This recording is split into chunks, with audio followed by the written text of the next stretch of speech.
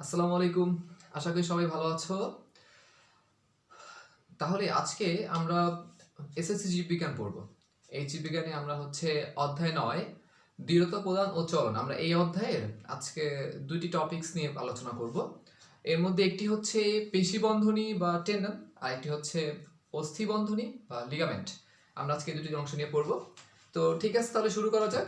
আমরা প্রথমত এখানে জেনে নিব যে অস্থি বন্ধনী বা লিগামেন্ট আর পেশি বন্ধনী বা টেন্ডন এটা আসলে কি। তো এটা জানতে হলে আমাদেরকে আগে হচ্ছে পেশিটাকে চিনতে হবে এবং অস্থিটাকে চিনতে হবে। সো আই উইশ তোমরা পেশি আর অস্থিটা জানো কি। তাহলে পেশি এবং অস্থি যদি আমরা জানি বা বুঝি, তাহলে আমরা কিন্তু পেশি বন্ধনী আর অস্থি বন্ধনীটাকে খুব ভালো করে আয়ত্ত আনতে পারবো। প্রথমত যদি আমরা বলি পেশি বন্ধনী, তাহলে একটু চিন্তা করলে কিন্তু মোটামুটি আঁচ করা যায় কথাটার মানে, যে পেশিটাকে বন্ধন দিবে, অর্থাৎ পেশিটাকে বেঁধে রাখবে। এটাই কিন্তু তাই আসলে, যে পেশি বেঁধে রাখাটাকে হচ্ছে আসলে পেশি বন্ধনীর কাজ। আর অস্থি বন্ধনী ব্যাপারটা কি দাঁড়াচ্ছে, অস্থিকে বেঁধে রাখাটাই কিন্তু অস্থি বন্ধনীর কাজ। মানে আমরা সহজ ভাষায় বললাম। এবার কোথায় আছে এটা দেখবো আমরা এখন। তো এটা দেখার জন্য আমরা ছোট একটা চিত্র অঙ্কন করলাম।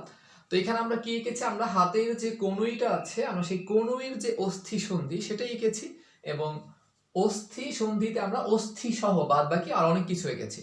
তো আমাদের হাতের কনুইতে ৩টি অস্থির দ্বারা অস্থি সন্ধি তৈরি হয়েছে। তো সেই ৩টি অস্থি কি কি?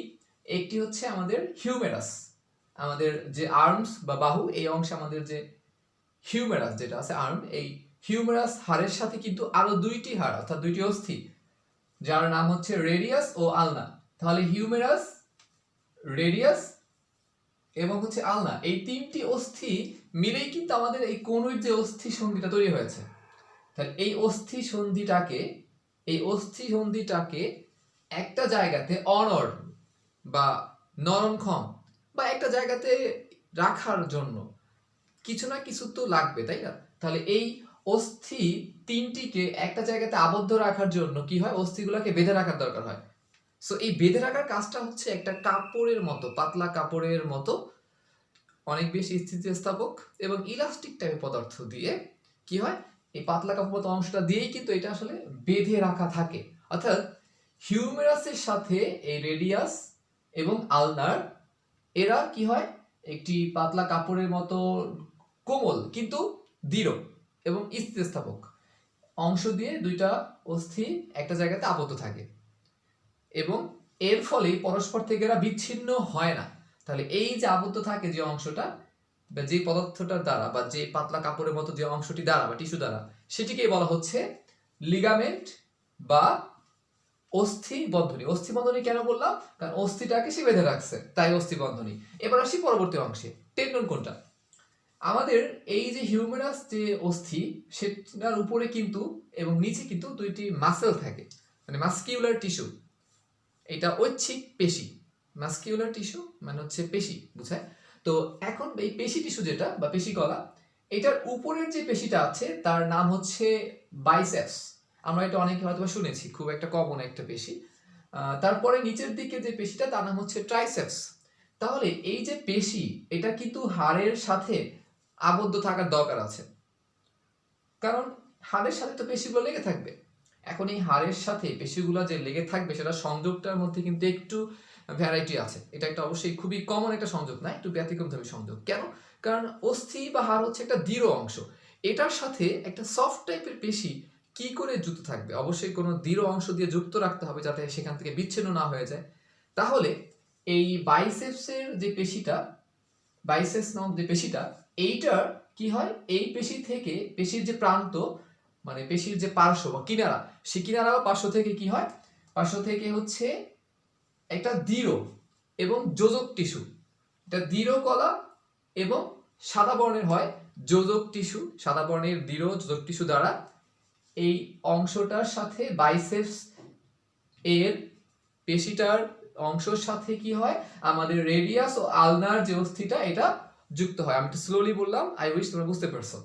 একইভাবে এই ট্রাইসেপস যে পেশিটা আছে, সেখানের কিনারা থেকেও, এই পেশিটার যে কিনারা, সেই কিনারা থেকেও শক্ত সাদা বর্ণের এবং অনেক দৃঢ় এক ধরনের টিস্যু বের হয়, তন্তুময় টিস্যু, যেটা আবার এই, যদিও এই টিস্যুটা বা পেশিটা কিন্তু আমাদের হিউমেরাস হাড়ের সাথে, বাট এখান থেকে এই পেশি থেকে বের হওয়া সেই শক্ত অংশটা যুক্ত হবে কিন্তু আমাদের এই রেডিয়াস এবং আলনার সাথে। অর্থাৎ একটা অস্থির উপরে থাকা পেশিগুলো যুক্ত হচ্ছে অপর একটি অস্থির সাথে। তাহলে এই যে শক্ত বা দৃঢ় অংশ দ্বারা পেশিগুলো অস্থির সাথে যুক্ত হচ্ছে, সেটা যেখানে হোক না কেন, যে অস্থির সাথে হোক না কেন, যুক্ত হচ্ছে কিন্তু অস্থির সাথে। তাহলে এই অস্থির সাথে এই পেশিটা যুক্ত হচ্ছে, এই যে অংশের সাহায্যে যুক্ত হচ্ছে এটাকে বলা হয় টেন্ডন। তাহলে আমরা দেখতে পাচ্ছি এখানে টেন্ডন কোথায় কোথায় আছে, এই যে ব্লু কালার দেওয়া এই চারটি এখানে হচ্ছে টেন্ডন। একইভাবে নিচের চিত্র দেখলো এখানে কিন্তু এই চারটি হচ্ছে টেন্ডন। আর লিগামেন্ট কোনটা, এই লাল বর্ণে রেখেছি এটা হচ্ছে লিগামেন্ট। আসলে কালারটা এরকম লাল হয় না, অ্যাকচুয়ালি এটা আইডেন্টিফাই বা হাইলাইট করার জন্য আমি কালারগুলো দিয়েছি। এখন এই পেশিগুলার এবং এই টেন্ডনগুলার কাজ কি, এটা কি কাজ করে, তাহলে সেক্ষেত্রে আমরা যদি খেয়াল করি এটার কাজটা জানতে চাই, তাহলে আমরা এটার মুভমেন্ট এবং কার্যটা দেখব। আমরা যদি নাম্বার 1 যে চিত্রটা এটাকে খেয়াল করি তাহলে দেখতে পারবো এই যে পেশিটা, এইটা এবং এই যে পেশিটা, এটা আমাদের ঐচ্ছিক পেশি। তাহলে আমরা এটা আমাদের মস্তিষ্ক দ্বারা নিয়ন্ত্রিত করতে পারি এবং আমরা চাইলে এটাকে সংকুচিত করতে পারি বা প্রসারিত করতে পারি। তাহলে যখন এই পেশিটা সংকুচিত হয়, চিন্তা করো যদি এই পেশিটা সংকুচিত হয় তাহলে কি ঘটবে, তাহলে সেক্ষেত্রে এই পেশিটার সংকোচনের ফলে এটা একটু জায়গাটা কমে যাবে, এটা এগিয়ে আসবে। সো এগিয়ে আসার ফলে কি হবে, এই যে রেডিয়াস এবং আলনা যে দুইটি অস্থি আছে এদের গায়ে টান পড়বে, এর ফলে এটা সামনের দিকে এগিয়ে আসবে।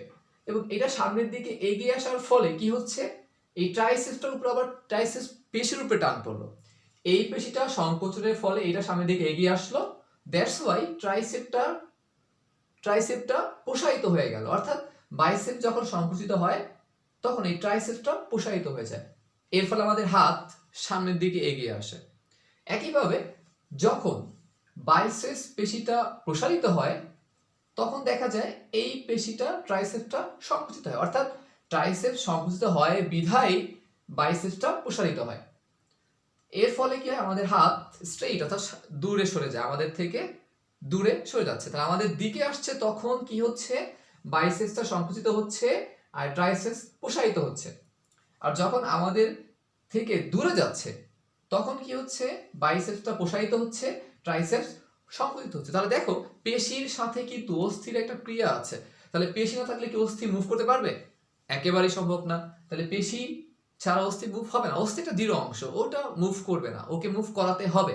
তাহলে অস্থিকে মুভ কে করাবে, করাবে হচ্ছে এই পেশি। এখন আসি টেন্ডনের ভূমিকাটা এখানে কোথায়, যদি পেশির সাথে এই টেন্ডন না থাকতো তাহলে কিন্তু পেশি আর অস্থির সাথে কোনো কানেকশন তৈরি হতো না, তাহলে পেশি মুভ করলে অস্থি মুভ হতো না। তাহলে পেশির সাথে এই যে কানেকশনটা এটা কিন্তু ও কি দিচ্ছে, টেন্ডন দিচ্ছে, পেশির সাথে অস্থির কানেকশনটা কে দিচ্ছে, টেন্ডন দিচ্ছে। যার ফলে টেন্ডনের কারণে কিন্তু কি হচ্ছে, টেন্ডনের কারণে পেশির টানের ফলে অস্থি চলে আসছে বা অস্থি মুভ করছে। তাহলে পেশি আর টেন্ডন এদের সমন্বয়ে কিন্তু অস্থিটা মুভ করছে। এবার অস্থি মুভেবল হবে তখনই যখন অস্থির সন্ধিগুলো মুভেবল হবে।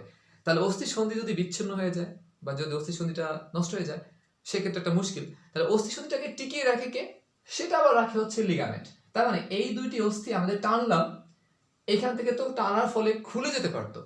দেখো একজন পেশি সে টান দিচ্ছে, আরেকজন পেশি প্রসারিত হচ্ছে, এইখানে আবার একজন প্রসারিত হচ্ছে অপরজন সংকুচিত হচ্ছে, তাহলে এদের টানাটানির ফলে কিন্তু এই সংযোগটা বিচ্ছিন্ন হয়ে যেতে পারতো।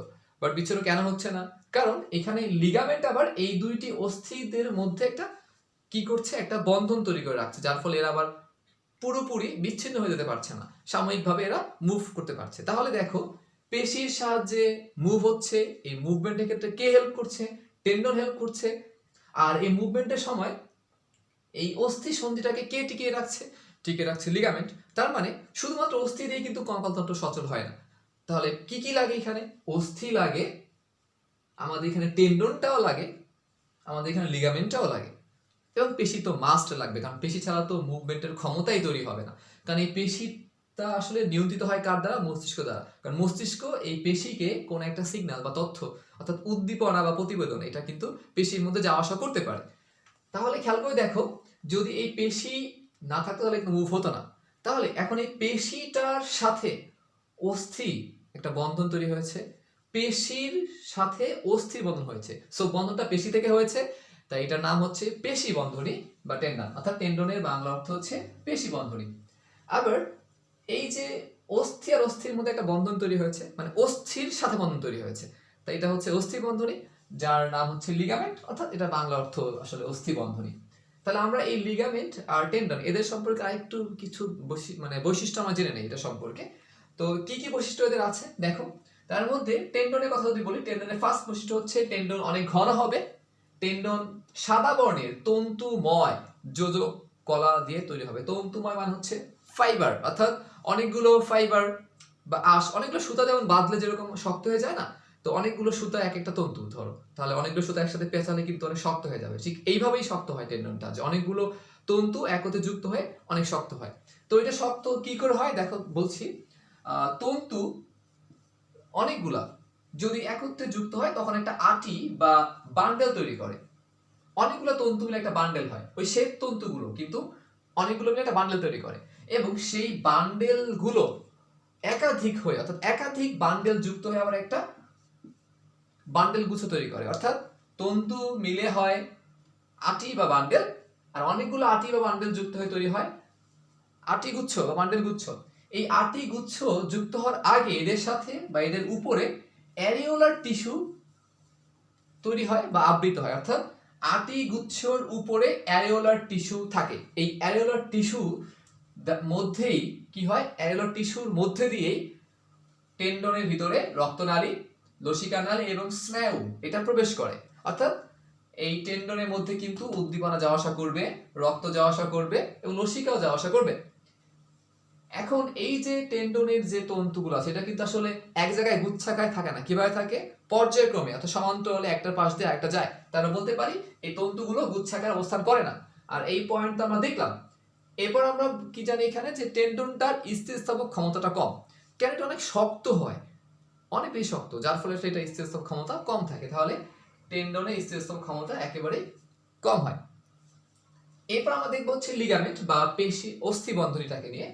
সো লিগামেন্টের ক্ষেত্রে ফার্স্ট ব্যাপার হচ্ছে অনেক দৃঢ় হবে, কিন্তু স্থিতিস্থাপক, এবং এটা আবার কোমল, অর্থাৎ এটা কাপড়ের ন্যায় কোমল হলেও এটা অনেক দৃঢ় হবে, এবং এই স্থিতিস্থাপক ক্ষমতা অনেক বেশি, টেন্ডনের চেয়ে তো অবশ্যই বেশি, কারণ টেন্ডনের স্থিতিস্থাপক ক্ষমতা একেবারেই কম। এখন এই যে লিগামেন্ট সেটা কি, সেটা দুই ধরনের তন্তু দিয়ে তৈরি হবে, একটা হচ্ছে শ্বেত তন্তু আর হচ্ছে পিত্ত তন্তু। টেন্ডন শুধুমাত্র কি ছিল, শ্বেত তন্তুর গঠিত, বাট লিগামেন্টটা কি হচ্ছে, শ্বেত তন্তু এবং পিত্ত তন্তু এই দুই ধরনের তন্তু দিয়ে কিন্তু গঠিত, এবং তার মধ্যে এই পিত্ত তন্তু সংখ্যাটা অনেক বেশি।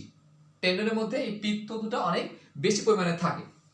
আর টেন্ডনের তন্তুগুলা, লিগামেন্টের তন্তুগুলো টেন্ডনের চেয়ে ব্যতিক্রম ভাবে থাকে, অপোজিট ভাবে, অর্থাৎ এটা থাকে হচ্ছে গুচ্ছাকার, এটা গুচ্ছাকার অবস্থান করে, এটা গুচ্ছাকারে অবস্থান করে না। তাহলে আমার কি দাঁড়াচ্ছে, যে তন্তুগুলো টেন্ডনের ক্ষেত্রে গুচ্ছাকার অবস্থান করে, বাট লিগামেন্টের ক্ষেত্রে করে না, এটার অপোজিট। আর এছাড়া এই যে আমরা তন্তুর কথা বলছি, পিত্ত তন্তু, শ্বেত তন্তু, এই তন্তুগুলো অনেকটা ইলাস্টিক টাইপের, ইলাস্টিক। এখন এই ইলাস্টিক টাইপের এই তন্তুগুলোই এক ধরনের প্রোটিন দিয়ে গঠিত হয়, এবং সেই প্রোটিনটার নাম হচ্ছে ইলাস্টিন, অর্থাৎ ইলাস্টিন নামক প্রোটিন দিয়ে কি আসলে এই ইলাস্টিক তন্তুটা গঠিত হয়। তাহলে এটা ছিল টেন্ডন এবং লিগামেন্ট সম্পর্কে কিছু মৌলিক বৈশিষ্ট্য। আর এখানে আমরা দেখলাম হচ্ছে পেশির সংকোচন প্রসারণে কি ঘটে। আমরা একটি মাত্র পেশি দেখলাম, মানে একটি মাত্র অস্থিসন্ধির জায়গা দেখলাম, অর্থাৎ আমরা হাতেরটা দেখলাম, হাতের কনুইটা কি করে ভাঁজ হলে কি হয়, আর এটা আসলে খুলে ফেললে ভাঁজটাকে কি হয়, এবং সেই ক্ষেত্রে আমরা পেশির দ্বারাই যে আমাদের অস্থি মুভ হয় এটা দেখলাম। এবং একটা মুভমেন্টের ক্ষেত্রে শুধুমাত্র অস্থি দিয়ে চলবে না, অস্থি লাগবে, অস্থি সন্ধি লাগবে, তার সাথে আবার টেন্ডন লাগবে, আবার তার সাথে আবার কি লাগবে, তার সাথে আবার হচ্ছে এখানে আমাদের লিগামেন্টও লাগবে। তাহলে এই যে সব কিছুর যে একটা মানে গঠনের সাহায্যে একটা পুরো সঞ্চালন প্রক্রিয়া গঠিত হয়, এটা মোটামুটি আমরা একটা আঁচ করতে পারলাম। তাহলে এই ছিল এখানে আজকে এই বিষয়টা নিয়ে পড়ার। তাহলে আশা করি বুঝছো, আমি আমার সর্বোচ্চ চেষ্টা করেছি ইজি ভাবে বলার, মানে যত সবচেয়ে ইজি যে ওয়েটা সেভাবে বলার ট্রাই করেছি।